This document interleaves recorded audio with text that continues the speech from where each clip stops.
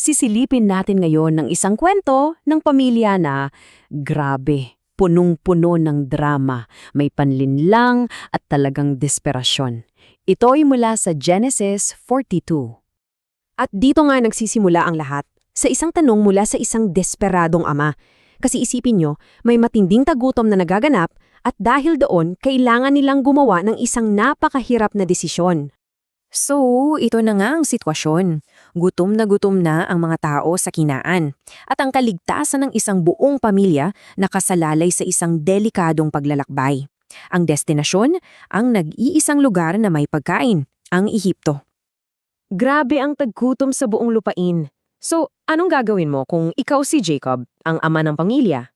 Nabalitaan niya na may butil pala sa Ehipto. Alam niyang wala na siyang ibang choice. Kailangan niyang ipadala ang mga anak niya doon. Kaya ito ang plano. 10 sa mga anak niya maglalakbay papuntang Ehipto. Pero, at ito yung mahalaga, yung bunso, si Benjamin, kailangang maiwan. Bakit? Kasi takot na takot si Jacob. Ayaw na niyang maulit yung nangyari kay Jose noon. Ayaw na niyang mawalan pa ng isang minamahal na anak. So, nakarating na sila sa Ehipto at doon haharapin nila ang isang napakamakapangyarihang gobernador. Ang hindi nila alam, itong taong to may malaking sikreto na babago sa lahat. At pagharap nila sa gobernador, anong ginawa nila? Nagpatira pa sila. Yan ang sukdulan ng paggalang.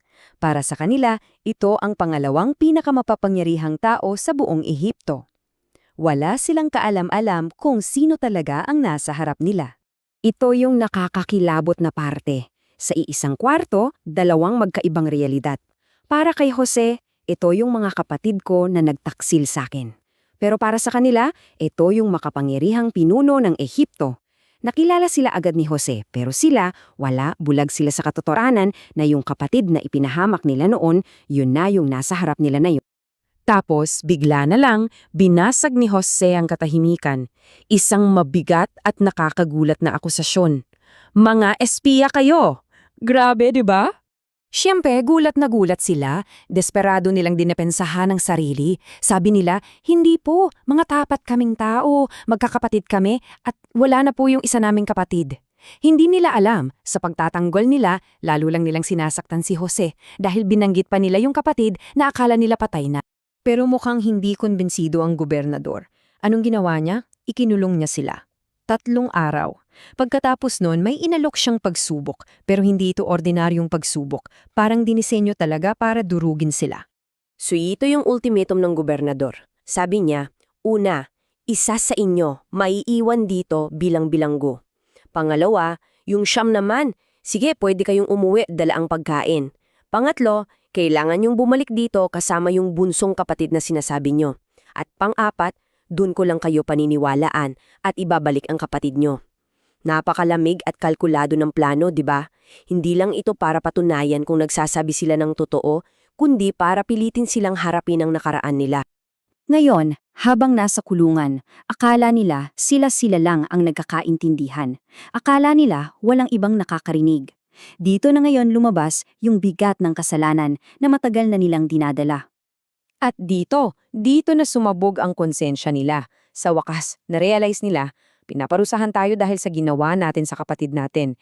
Naalala nila yung paghihirap ni Jose, kung paano sila nagbinghi-bingihan.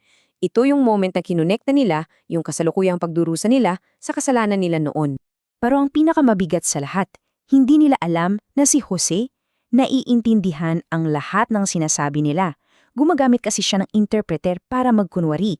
So imagine, naririnig niya bawat salita ng kanilang pag-aamin. Ang sakit nun. Hindi na nakayanan ni Jose.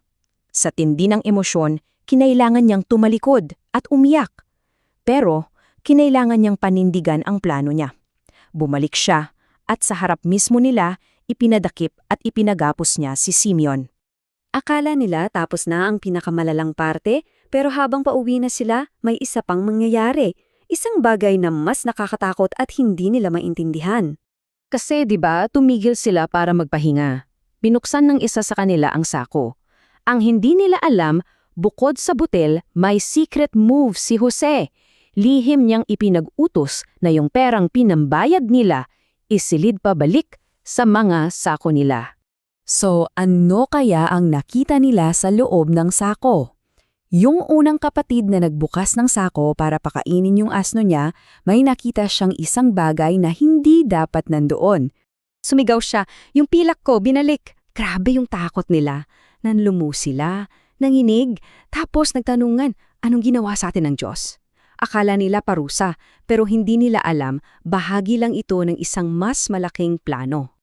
At pag-uwi nila sa Canaan, lalong lumala yung takot kasi nang buksan na nila lahat ng sako, nandun din ang pera ng bawat isa. Dito na nila naintindihan, hindi ito aksidente, sinadya to, at lahat sila damay. So kailangan na nilang harapin ang tatay nila, si Jacob. Ikinuwento nila lahat, mula sa akusasyon, sa pagkakakulong, hanggang sa imposible at napakabigat na utos ng gobernador. At si Jacob, gumuho ang mundo niya. Para sa kanya, hindi na ito pagsubok, ito na yung huling patak. Inubos niyo na ang mga anak ko. Wala na si Jose, wala na si Simeon, tapos ngayon kukunin niyo pa si Benjamin? Lahat na lang, laban sakin. Kaya ito yung pinakamatindi, kahit anong pakiusap ng mga anak niya, matigas ang desisyon ni Jacob.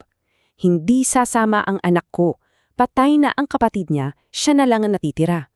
Para sa kanya, mas gustuhin pa niyang mamatay sa lungkot kaysa isugal ang huling anak niya. So anong pipiliin niya? Ang pagmamahal sa anak o ang kaligtasan ng buong pamilya mula sa gutom? At dyan tayo iiwan ng kwento sa ngayon, sa isang tanong na napakabigat. Kung ikaw ang nasa kalagayan ni Jacob, sa gitna ng matinding taggutom, isusugal mo ba ang buhay ng isa mo pang anak? Isang desisyon na pwedeng maging dahilan ng kaligtasan o kapahamakan ng buong pamilya.